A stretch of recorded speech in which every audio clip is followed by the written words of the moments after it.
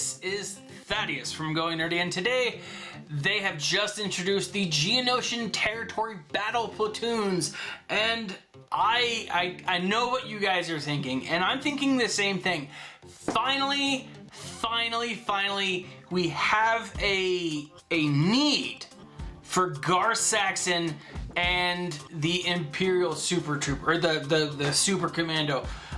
It's about time. And what do you mean by that? I'm pretty sure Gar Saxon and the Imperial Trooper are going to be needed as part of like platoon deployments for each phase, which is great, because now you don't have to worry about whether or not they need to be geared and modded and all that other crap. You can just throw them as long as you're one of the first people in your guild to do it. You can just throw your Gar Saxon into the platoons and not have to worry about it, and that is just freaking wonderful news. And I gotta say, guys, I'm actually pretty excited to see this, because it gives us an idea as to what we need, and it helps us as guilds to plan for this event. Now, if you are like ready, I mean, if your guild is going gung-ho and just right off the bat, you know you're going to be doing decently, good luck to you, right? My guild, we want to give it a shot first, and then we're going to go back and finish our last few points on the Hoth battle that we're still missing out on. We're close, but we need to focus more. And the smart thing, the benefit of knowing this is your guild leaders can actually do some planning as to what you need to do. And if you are still farming in Hoth, this is a great opportunity for you to get your characters up, right? Now, there are 4 phases, and each phase is slightly different. There are a few interesting points that I want to bring up, but first and foremost, guys, it sounds like with each increasing phase, so from phase 1 to phase 4, you're going to need a certain star requirement for characters, right? And that's nothing new. We've seen that with the other platoon battles. That's not a shock, right? But what they're going to be doing is adding these really desirable, and I like that point, that it says that this results in many desirable characters being included in platoons, meaning Malak, Darth Revan, General Grievous, the characters that you would typically use in these other areas of the game, in battles essentially, are going to be thrown into platoons.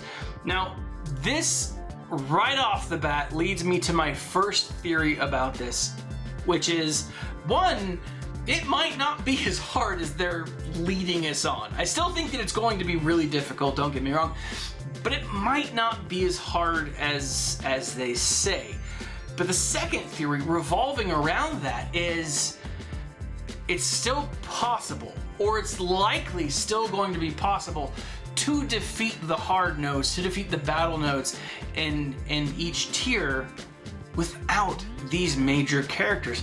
Now, I want to focus on that for a second, because that is exciting to me, because what that means is, yeah, you're gonna have to have some Revans, you're gonna have to have some Malaks in your faction, but if your faction doesn't have those characters, it's possible.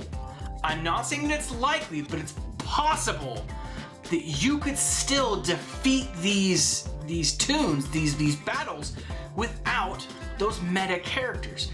And I'm excited to actually see what that looks like, because we do rely so heavily on these legendary characters, these great tunes, because they're phenomenal, right? There's a reason Malak is so freaking tough to get, because he's an awesome character. But it makes me think that they're trying to push us to try out different combinations.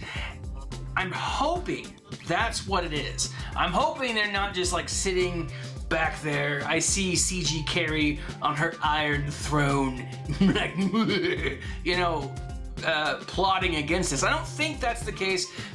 She doesn't seem like the type, none of the devs really seem like the type to have an Iron Throne. When I did visit, I didn't see an Iron Throne.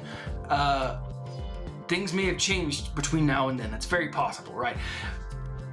But it does lead me to think that they're trying to push us to find other combinations, which we as a community are, let's face it, are great at. I mean, we find combinations of characters, and I say we, I mean you guys. I haven't done any of that crap because that's not how my brain works. I scour the internets just like you guys do to find out those things. But as a community, we've come up with great combinations that the devs never intended. Hence why we find infinite loops when they hadn't even thought about it. That's a different thing altogether. But the focus obviously is going to be on Clone Wars characters. What's interesting, and I want to point this out, McMole pointed this out in his video today, that in every faction or in every tier, you don't see any single instance of a Geonosian character. Now, as you go to phase 2, I think it's in phase 3, you see or phase 4, you definitely see the ships. But in phases 1, 2, and 3, you don't see the ships, nor do you see the characters. And I think that is absolutely fascinating because it sounds like, go figure, the Geonosians are going to be important for the Geonosian Terrirotry Battle, which also makes me think that you're going to want not only to find a way to unlock the Geonosian Brood Alpha as quickly as possible, but also to gear him up as quickly as possible. Not only does he sound like an awesome character and his kit looks amazing, but if we're gonna need them, he is definitely gonna be one of those characters that we absolutely are going to want to have. Now, so another important thing to take away from this is those other factions, the bounty hunters, the Night Sisters, the factions that were in and around the Geonosian Terrirotry Battle in the first place. So your Night Sisters, your bounty hunters, your, separatists. To some extent, I could totally see Darth Sidious being an important character that shows up. I honestly think that those characters are going to be your focus, right? They're going to be the ones that you're going to want the most important of. But that makes me think that the Night Sisters and the Bounty Hunters are going to play more of a role in this than just the Separatists, because you really only have the Night Sisters, the Bounty Hunters, and the Separatists. Those are the 3 dark side factions of that era. And, I mean, to a lesser extent, maybe the Tusken Raiders, but I don't see that being the case, nor do I see that being legitimate. It's very likely that if those 3 factions, because most people by endgame have those factions built up in the first place, at least by now, right? Because the Geonosians are viable again, or for the first time, and the Bounty Hunters have always been good. Now they're great, and I think they're going to be even better here. The other characters are probably going to just be fodder, and I like that concept. Now, the other thing too, guys, is since ships are this, I don't know, part of the game that not a lot of people really love. It's part of the game that a lot of people have taken advantage of and have used to get their crystals to be good, to increase their crystal count, to increase their character viability, so on and so forth. Ships are going to be an important aspect of this section.